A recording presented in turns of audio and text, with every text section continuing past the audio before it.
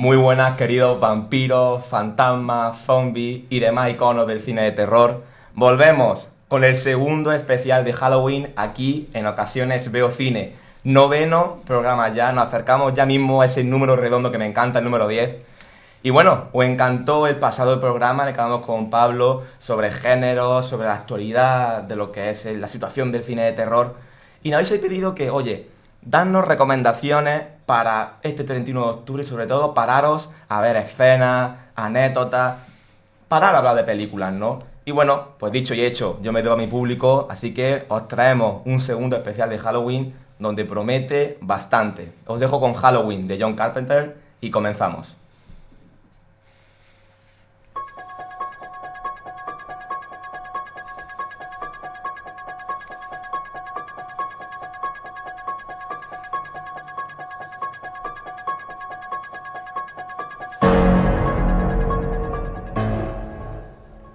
En este terrorífico día, pues no estoy solo, porque si no paso mucho miedo, la verdad. A mi derecha, mi amigo Cristóbal López, a mi izquierda, mi amiga Lucía Troyano. Bienvenidos a los dos, ¿cómo estáis? Bienvenidos. Bien, gracias. Estamos preparados, ¿no?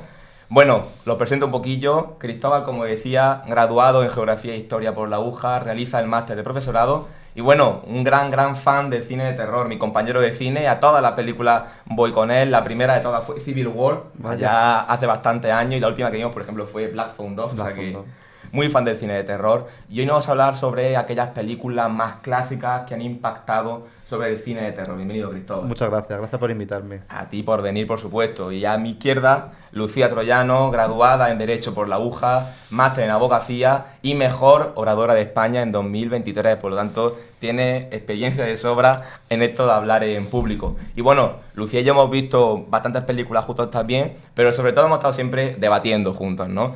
Como decía, Lucía tiene gran experiencia y también gran amante del cine de terror, sobre todo del cine de terror más contemporáneo, más reciente, y precisamente de eso, viene a hablarnos hoy aquí. Bienvenida, Lucía. Gracias, Franja. Bueno, chicos, hoy programa a 3, nunca he hecho esto, o sea que a ver cómo sale, ¿de acuerdo? Vamos a hacerlo dinámico, vamos a hacerlo sencillo. Y bueno, por seguir la tradición que estamos cogiendo así, tipo la Resistencia, os quería preguntar sobre todo, ¿cuáles son vuestras películas favoritas? Pero sobre todo, ¿cuáles son vuestras películas favoritas de miedo? ¿Cuál recomendaríais a alguien que busca una película de miedo para ponerse este fin de semana con su amigo, con su pareja? ¿Cuál le diríais? Si quiere, Lucía, empezar. Yo empiezo. Yo les recomiendo sobre todo Padre no hay más que uno, la saga completa. Yo creo que más miedo que eso no te puede dar. Pero hablando en serio, yo creo que a todos sabemos las pelis que nos gustan, cuáles son las más famosas, que son las que vamos a hablar en este programa. A mí creo que me encanta una que es bastante desconocida, que es El cuerpo de Anna Fritz, sí, de una famosa actriz que, bueno, muere, o parece que muere, y está en la morgue, y ahí se desarrolla un poco la película sobre si de verdad está muerta, no está muerta, y qué es lo que ocurre con ella. A mí me gustó bastante, y de hecho, fíjate que esa película me la pusieron a mí para derecho penal, que luego estudiamos derecho. El error de prohibición. Efectivamente. Pues ahí tenéis esa recomendación por parte de Lucía, aparte de Padre no más que uno, edición 800, que ciertamente eso da un poco de miedo, pero más lo que es.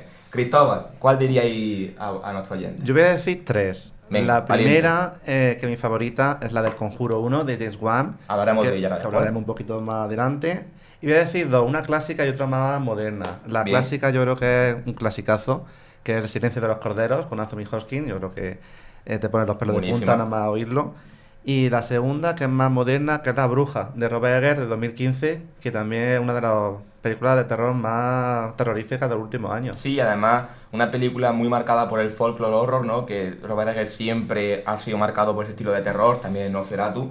Y a mí me encanta Robert Eggers. Yo siempre digo que Ari Aster y Eggers son los mejores directores de terror así más recientes, o sea que muy buena recomendación. Pues bueno, ya conocéis a nuestro invitado, ya veis un poco de qué palo va cada uno. Vamos a empezar, ¿no? Y es que este fin de semana tenéis un plan perfecto para Halloween, que es ir a ver Black Phone 2. Cristóbal y yo ya la hemos visto, vamos a hacer una pequeña review de qué nos ha parecido. Y también recordaros de que la semana que viene, ¿no, Lucía? Del lunes al jueves son las fiestas del cine. Tenemos las fiestas del cine en todos los cines, creo, acreditados. Sí. Y tenemos la entrada de cine mucho más baratas, creo que están a 3,50 en la mayoría de los cines, ya habría que consultarlo, claro, con aviso aquí a los espectadores, pero sí que yo animo a la gente que vaya. Entre 3,50 y 5 euros, o sea que sí, es la mejor ocasión para ir al cine Coger la entrada online, que vuelan del lunes al jueves de la semana que viene. Como decía, vamos a realizar una review de Black Phone 2, vemos el tráiler y comenzamos.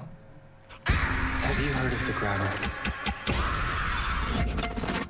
You're dead. Dead is just a word. Did you think our story was over? You will pay for what you did to me. Vengeance is mine. Rated R. Only on the... Terrorífico tráiler, yo la verdad que no lo he visto, ya he dicho en otros programas que yo soy una política de no ver tráiler porque te destapan todo, de hecho este destapa algunas cosillas. Vaya. Así rápido, Cristóbal, ¿te gustó o no te gustó? Sí. Decente. De acuerdo, vamos a desarrollarlo un poco, ¿no? En este caso dirige Scott Derrickson. ¿Quién es Scott Derrickson? Mira, Scott Derrickson es un director que también ha dirigido la primera de Sinister, que está catalogada como una de las películas de terror de los últimos años.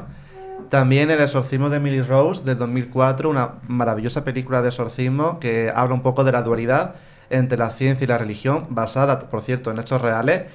Y también Black Phone 1, que en su momento fue un poco original con el tema del teléfono y tal. O sea que Scott Derrickson tiene una pedazo de carrera Vaya. de lo que son el terror del último año. Pues aquí, sorprendentemente, como punto positivo, es que innova bastante, se suelta bastante.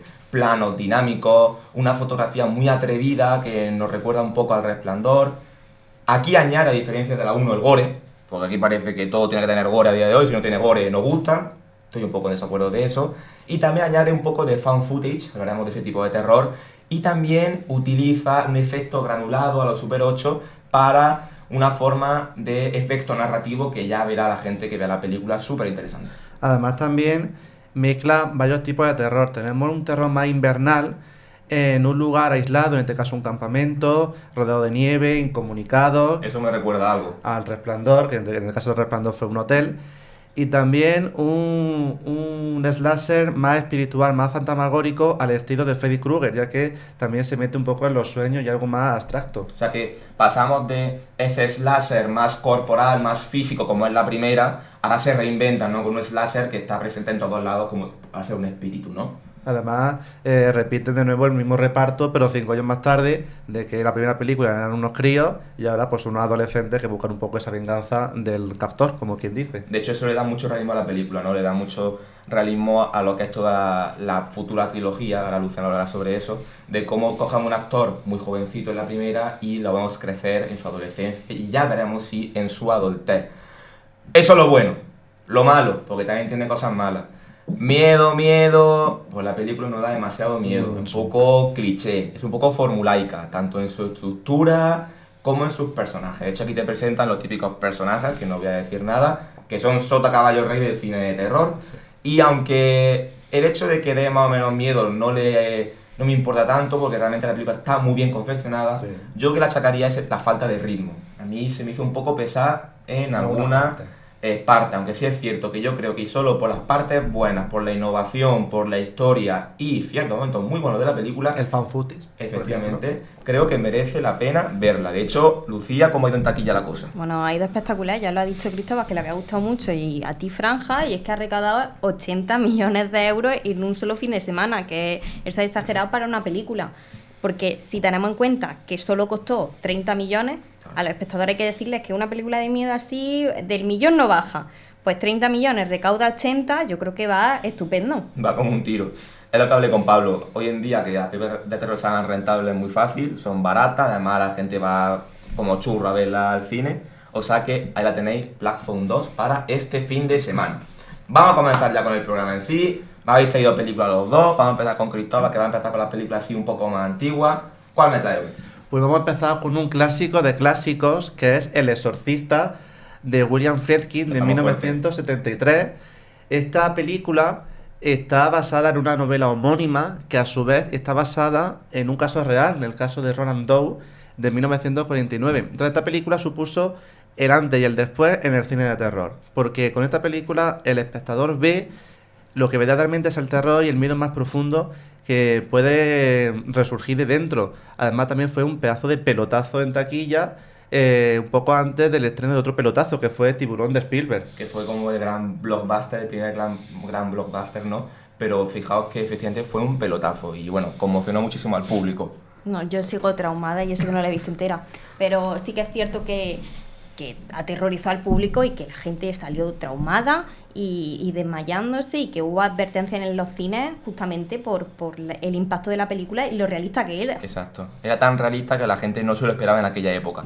Si os parece, que vamos a ver un vídeo sobre cómo la gente salía de traumatizada y lo comentamos después. Terrible. And I just found it really horrible and just had to come out. I couldn't take it. People are extremely depressed by this. Doesn't bother me that much. But I guess it bothers her more than it bothered me. Fantastic movie. I don't like it in Spanish or English or tres. It's really gross. Did it upset you? He fijado la gente desmayada después de salir del cine, nerviosos, perdidos. Pobre tico, yo creo que es que hasta entonces nunca se ha visto nada igual. La gente llorando.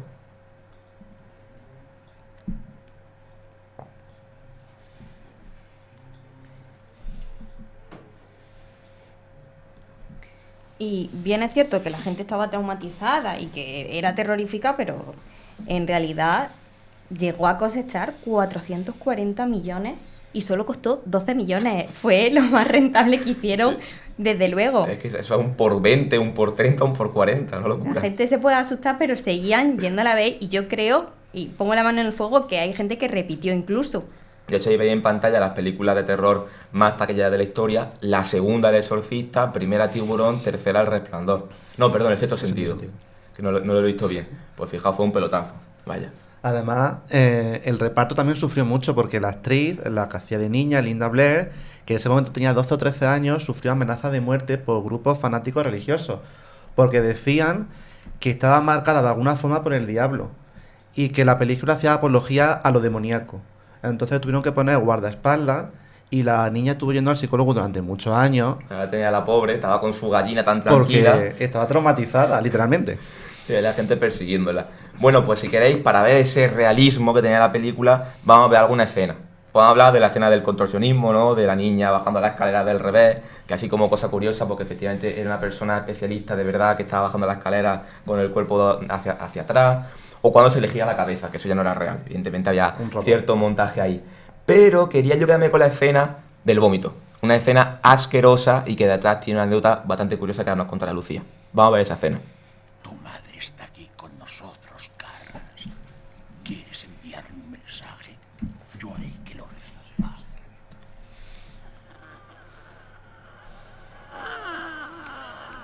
Si eso es cierto, sabrás el nombre de soltera de mi madre. ¿Cuál era?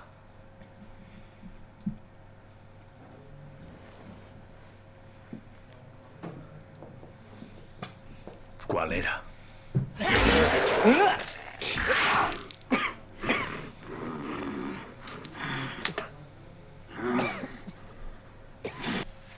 Y aunque parezca real, no es vómito. Era un puré de guisantes que se bombeaba y, claro, esto estaba programado para que no le diera justamente en la cara, sino que, bueno, saliera y tuviera esa reacción. La cosa es que sí que le dio en la cara y el actor no tuvo más remedio que aguantar y seguir, por eso hay una reacción tan real. Tan real. Además, como actualmente todas las películas rentables tienen que tener su saga correspondiente, la película tuvo dos secuelas directas, una en 1977 titulada El hereje, que pasó un poco sin pena ni gloria, y luego una tercera en 1990 que recuperó un poco el ritmo de la primera, pero tampoco fue rentable. Más hace un par de años que también fuimos a verla al cine. Por desgracia.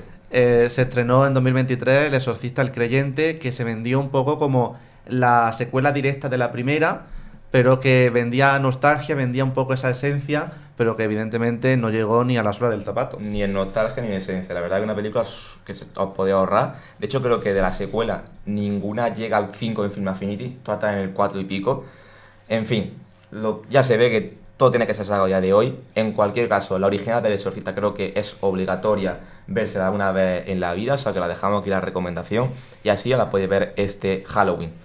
Dejamos eso por ahí. ¿Qué más traes, Cristóbal? A ver. Pues mira, te traigo un subgénero de terror muy típico, con mucho cliché, pero que también tuvo un origen, como todo, que es el género slasher. El género slasher es un subgénero de terror el cual comenzó con Psicosis de Alfred Hitchcock en 1960, un poco sin comerlo ni beberlo, ¿no? Porque Hitchcock planteó una base de terror psicológico, un terror un poco más de suspense, en el que se presentaba una fórmula un poco primitiva, en el cual, para que los espectadores lo sepan, se divide en 3 factores. Tenemos, por un lado, un asesino, normalmente con una máscara, un uniforme, un lugar determinado, casa, pueblo, vecindario, y luego un grupo de personas o una persona individual, como en el caso de Psicosis, en el cual, bueno, pues tiene que correr de ese asesino, ¿no? Entonces Hitchcock puso esas bases originales que luego hablaremos un poco más adelante de la película, que se han ido desarrollando posteriormente.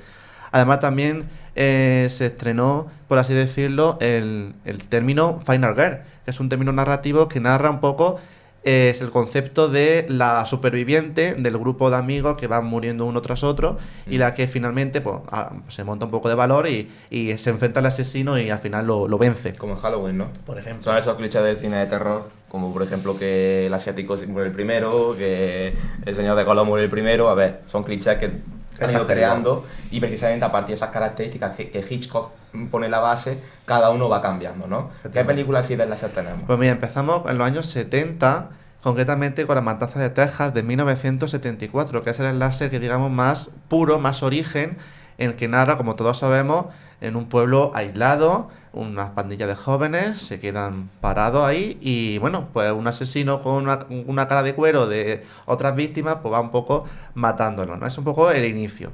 Luego tenemos otra muy famosa que tenemos ahí, el Funko, que es la de Halloween con Michael Myers en 1970, que ya un poco más refinado. Trae, que digamos, ese terror más rural, en el que el espectador puede sentirlo más lejano, lo trae acerca de su propia casa, un vecindario común y corriente, y eso es un poco lo que lo acerca, ¿no?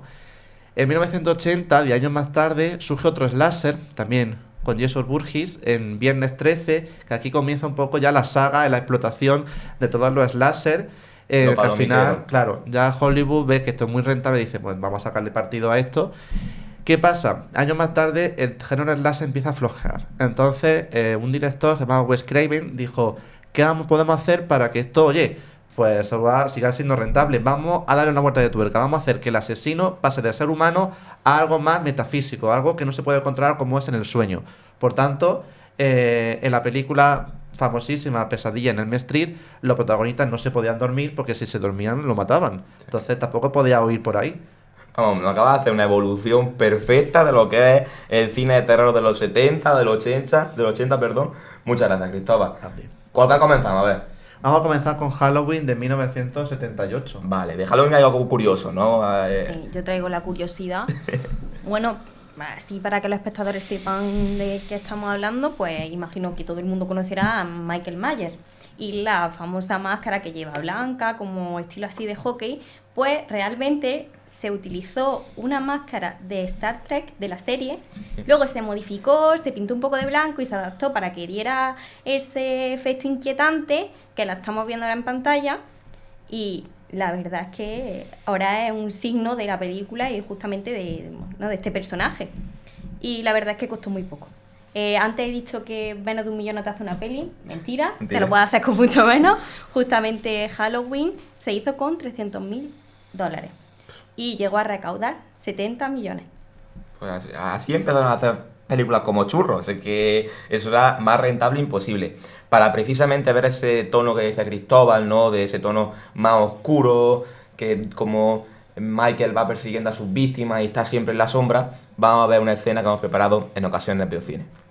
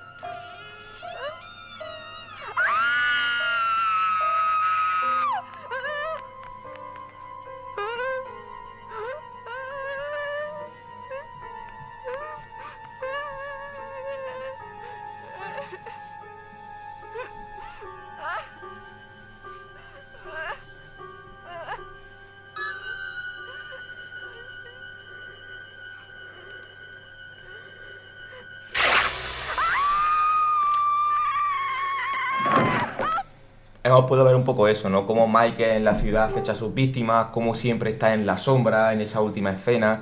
Y es muy poco explícita. Creo que en la película, menos al principio, que es cuando mata a su hermana o a un familiar, por lo general nunca vemos a Michael obrar, porque realmente lo que genera terror es esa persecución constante que puede estar en cualquier lado y sobre todo ver el resultado de su obra, ¿no? ¿Me quería decir algo al respecto antes? Sí, yo a modo de curiosidad a los espectadores les animo a que conforme vea la película de Halloween y encima la última trilogía que se ha hecho hace poco, se puede apreciar como la máscara que ha mencionado antes Lucía se va envejeciendo conforme avanza la película, igual que la propia película en sí. La verdad que es muy curioso. Pasa el tiempo para todos, ¿no? Vaya, hasta para los asesinos. Sí. Muy bien. Pues vamos a dejar ahí Halloween, ¿de acuerdo? Pasamos a Viernes 13. De Viernes 13, ¿qué me tienes que decir? ¿Por qué me ha sido Viernes 13? Pues mira, de Viernes 13, como he dicho antes, se inició en 1980 y comienza, al contrario de Halloween, que es en un barrio, un vecindario normal y corriente. Esto sucede en un campamento, que el campamento, curiosamente, existió en la vida real y existe. Es el campamento de Crystal Lake, en New Jersey, y es un punto de peregrinaje para todos los fans de terror que quieran ver ese territorio un poco de trauma que causó la película. Sí. Sí, hablando del turismo un poco de terror, pues no queda solo el campamento, también están las escaleras del Exorcista, el Hotel del Resplandor, el Castillo de Drácula y también justo la casa de los Warren. Y aquí hay tema legal. La familia que vivía en la casa de la primera película justamente interpuso una demanda contra la productora y contra el director porque había convertido la casa un poco en Disneyland París para la gente que le gustaba las películas de miedo y la verdad es que a ellos también les salió rentable la demanda. O sea que es un tema para hablar aparte, como el turismo de terror mueve a muchísima gente. De hecho, hace poco han vendido el Museo de los Warren, lo han comprado unos famosos que a ver qué hacen con el museo, porque en fin. Quieren hacer un hotel. O sea que... Yo no cuidado. dormiría ahí. Yo tampoco dormiría ahí. Vayan con crucifijos. El sótano, ¿cómo que no? Muy bien, seguimos con Viernes 13. ¿Qué nos puede hablar de Viernes 13? Pues mira, que Viernes 13, como he dicho antes, fue el boom de los slasher. O sea, Viernes 13 le dio un aviso a Hollywood diciendo, oye, que esto es rentable, vamos a sacarle partido. Con Viernes 13 se consolidó, por así decirlo, los clichés, el terror ya de asesino con su máscara, te persigo, muertes creativas, hay muertes por un tubo. Y esto hizo que, oye, pues pasamos de un terror más sobrenatural, como puede ser un vampiro, un Frankenstein, a un terror más de un humano que te persigue y es más palpable, por así decirlo. Sí que es cierto que bebe muchísimo de la de Halloween, de la saga, pero sí que también por su parte reinventa el género siendo mucho más explícita, como estaba diciendo Cristóbal. Y en vez de tener una tensión de dónde estará el asesino, aquí se apuesta mucho más por el susto y por la sangre, que al final es lo que más mueve al espectador. Y a ver de qué forma más loca nos vamos a cargar al siguiente, que si en una silla de ruedas lo empujo, que es, bueno, no voy a entrar en detalles, vamos a verlo en una escena concreta y vamos a ver esa creatividad.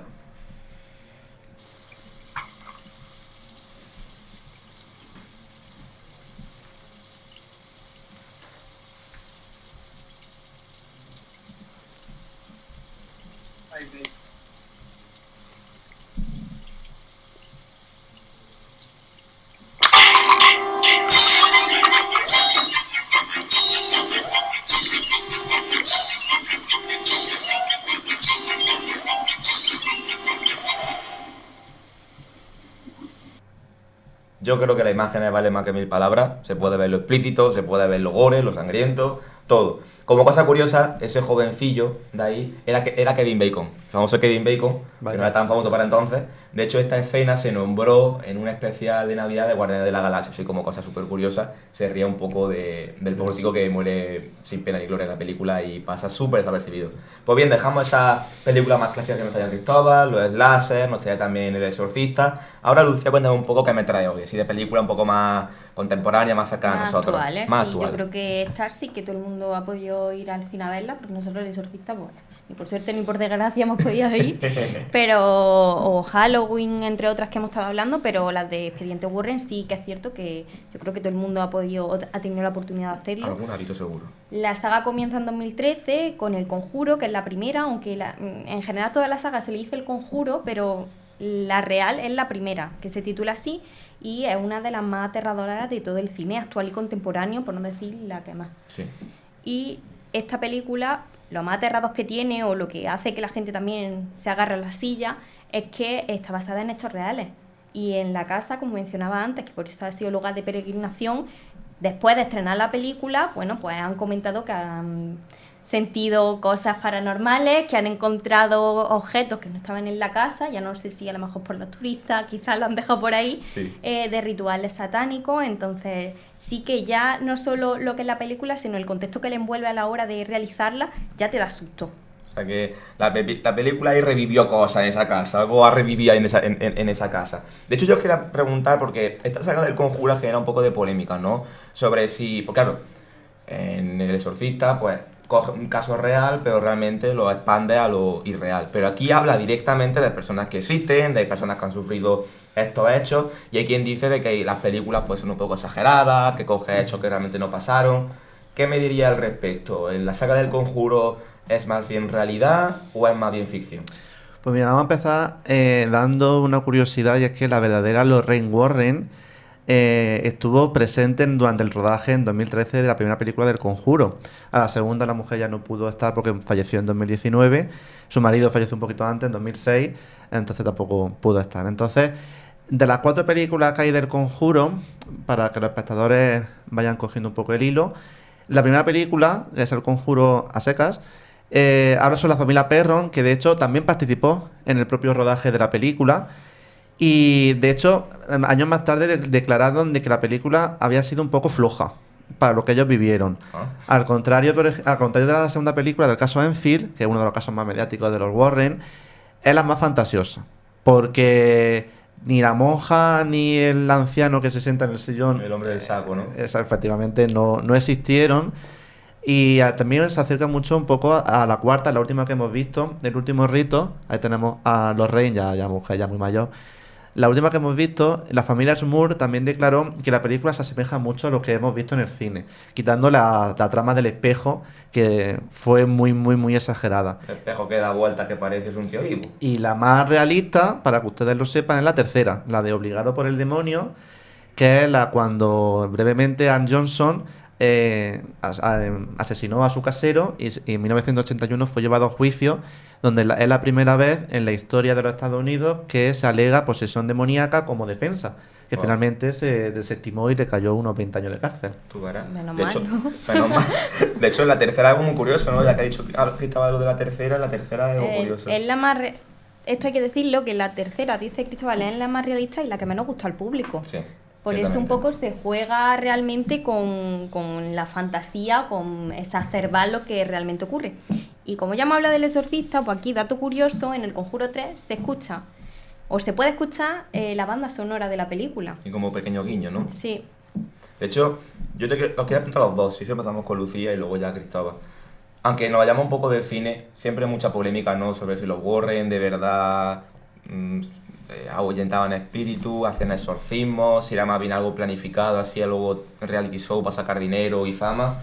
¿Qué pensáis al respecto? ¿Mito, realidad, ficción, verdad? A ver, yo creo que eso inventar no te lo puedes inventar del todo. ¿Que luego lo exageraran porque vieran que realmente les daba dinero? Sí. ¿Que primeramente quizás sí que pudieran ver ellos cosas y tuvieran alguna conexión? Puede ser.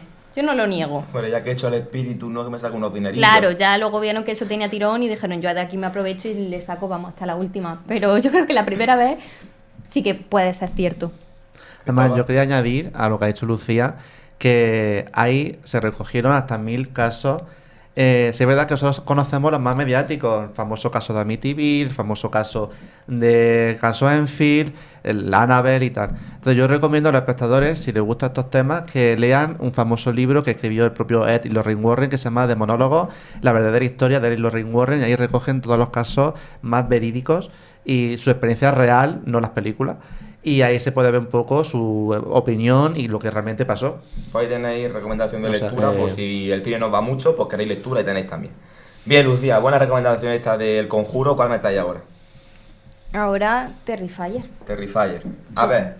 Yo creo que esta se puede ver. Yo es que suelo ver las películas con los ojos tapados. Entonces esta yo creo que es de las primeras que no, porque más que susto y miedo Sí. es gore. Y comedia es sangre, negra, sí. es muy explícito. Y luego también te lo mezcla un poco con la comedia negra, como tú dices, franja, entonces te calma. Sí. Es una película que si eres muy asustadizo o asustadiza, puedes ver. Sí. La verdad que sí, totalmente. Además, nos introduce otro payaso, aparte de Pennywise, que también lo tenemos ahí enfrente, del payaso de It, nos ofrece al payaso Art, en el cual apareció en un cortometraje de Damián León de 2008, titulado Nine Circle, en el que vieron que abajo era rentable y dijeron, venga, vamos a ponerlo en la gran pantalla a ver si renta. Ahí lo tenemos. Fíjate la diferencia, ¿no? Cómo aparece por primera vez, que no da mucha miedo porque digamos, y fíjate cómo está ahora, ¿no? Vaya, o sea, el antes y el después. La evolución del payasín. Pues yo vengo con las cuentas, seguimos facturando. Y sí que es cierto que la segunda película le fue muy bien en taquilla, pero le fue muy bien porque le salió muy barata. Es que les costó $250.000 y ya hemos dicho que lo normal es que inviertan millones de euros. Luego la tercera, Terrifier 3, sí que necesitó 2 millones de euros, pero obtuvo 73. Por tanto, siguió facturando suficiente. Esta sí que generó mucha más polémica porque tenía un contenido mucho más explícito que las anteriores. Y había prohibición en ciertos países de que se proyectara la película. Entonces, quizá eso sí que tuvo, por una parte, esa publicidad no querida. Parece que no, pero que te prohíban la película en ciertas regiones más que algo malo, algo bueno, plan, porque la gente va a verla con más ganas. En fin, es que en la última entre los niños volan saltando por los aires y demás. El morbo. El morbo que nos gusta. Pues bien, pasamos de un payaso a otro, y es que Cristóbal nos decía que efectivamente cuando pasamos de payaso, pensamos en este señor de aquí, Pennywise, ¿no? Y es que hace poco se ha estrenado una serie en HBO, Welcome to Derry, que la verdad es que se está hablando mucho de ella. Si os parece bien, como he visto los capítulos, vamos a ver el tráiler y me decís un poco qué ha parecido para dar otra recomendación de que ver en una orilla así tonta de Halloween que podéis ver sin problema. Vamos a ver el tráiler. Derry is a beautiful place, but things do happen from time to time. Do you think somebody could kidnap a kid and keep him underground? That thing, He came back.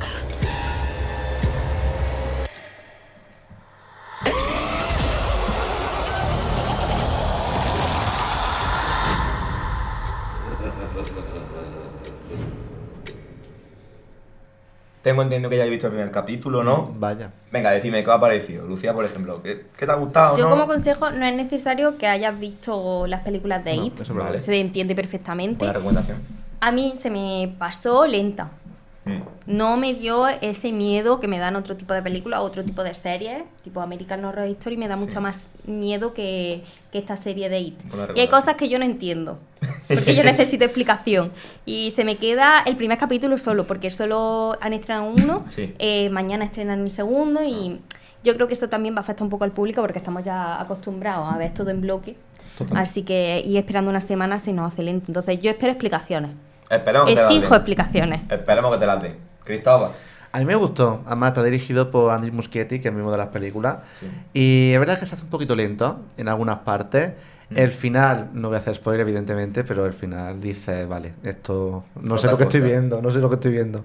Y te deja un poco pensando, diciendo, he visto lo que he visto, no lo he visto, es una cosa, pero en general te introduce muy bien en el mundo de It y te cuenta un poco sobre todo, pues empezando un poco cómo empezó la historia, para que sepamos pues, de dónde viene este hombre. Yo concuerdo con vosotros. Yo creo que, así siendo objetivo, un capítulo un poco lento, un capítulo inicial. Denso, sí. Pero sí es verdad que mi opinión tiene momentazo. A mí el principio y el final me flipa. Yo lo dejo ahí. Quien quiera verlo, que lo vea. En HBO. En HBO, efectivamente. Pues bien, dejamos ya los payasos asesinos y que se convierten en monstruos. Vamos a algo cercano, de la tierra, de España. ¿Qué me trae, Lucía? Pues a mí me encanta el cine español y va a ser menos.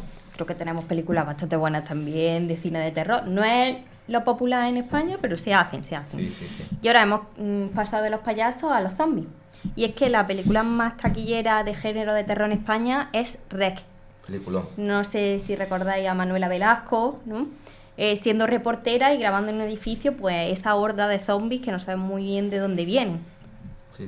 Vaya, además, REC revolucionó el subgénero del found footage o metraje encontrado, que no es la primera película que se hace así. La primera fue otro peliculón, El proyecto de la bruja de Blair, que se estrenó en el Festival de Sundance en 1999. Pero REC lo eleva un poco más y nos trae, como dice Lucía, a una periodista con cámara en mano y pues los eventos que ocurren en un edificio. Eso es la trama, ¿no? Entonces, al tener la cámara en mano, tenemos un terror más claustrofóbico. El propio espectador se siente partícipe de lo que está viendo. Es uno más. Totalmente. Escucha los gritos, los quejidos por el pasillo, los zombies corriendo para arriba, para abajo. Esto no es spoiler, que ya la película tiene sus años. Y además, al ser un metraje encontrado, juegan un poco con lo que te muestran y con lo que no. Entonces, quieras que no, lo que no te muestran te deja en ese momento de tensión de decir qué está pasando. Es una cosa que a lo mejor dices no lo debería de haber o no debería de publicarse. Esa es un poco la gracia, pero ahí está esa forma de grabar que atrae mucho al espectador, te genera cierto morbo, por así decirlo, decir, voy a seguir viendo a ver lo que ocurre. Y acojona muchísimo. Bastante. Tú lo has dicho. A ver, Lucía, ¿cómo fue el rodaje? Pues el rodaje muy rápido. Un visto y no visto. 3 semanas y en localizaciones reales no tuvieron que hacer nada porque justamente querían eso, que les saliera muy rentable y abaratar muchos costes. Y ahora vamos a ver las fotos en el edificio en el que se hizo, que es el edificio 34 de la Rambla de Cataluña, que esto le dio al edificio, bueno, pues ese carácter más cotidiano y más creíble. Más mítico. Más mítico de decir, bueno, está aquí al lado. Otra curiosidad es que la escena final de la película se rodó totalmente a oscuras. Es más, Manuela Velasco rodó esta escena sin ver qué tenía alrededor. Por eso le da esta característica tan real a la hora de grabarlo. Y ahora vamos a ver justamente esa escena final, haciendo un poco de spoilers, pero bueno. Acojona bastante, ¿eh? Revisando.